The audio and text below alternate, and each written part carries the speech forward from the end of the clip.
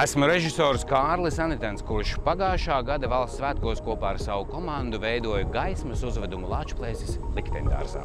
Bet nu mēs šķiram vaļā jaunu lapusi multimediālo izrāžu jomā, tāpēc laipni aicināti Rīgā, Ganību dambī 24A, 6. korpusā. Dāmas un kungi, jūs gaida elpu aizraujoša tikšanās ar Viljama Šekspīra mīles stāstu Romeo un Džuljeta.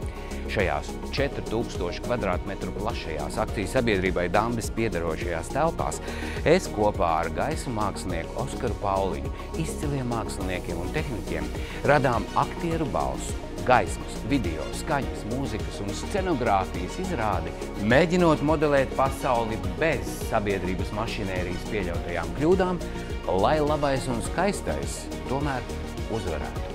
Tiekamies no 9. augusta Ganību dambī 24A. Izrāde būs skatāma no sēdvietām. Katrā izrādē tikai 150 skatītāju. Biļetes biļešu paradīzē.